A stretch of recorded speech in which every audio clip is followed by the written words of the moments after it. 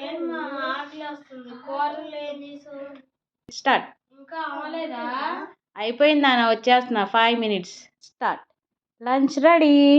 అయిపోయిందమ్మా. ఏమేం కూరలు? వేడి వేడి అన్నము, చికెన్ కర్రీ, చికెన్ ఫ్రై, వేడి వేడి చారు, చల్ల చల్లని పెరుగు, ఉడకబెట్టిన ఎగ్స్. ఆకలేస్తుంది అంటున్నారుగా, స్టార్ట్ చేయండి ఇంకా తినడం.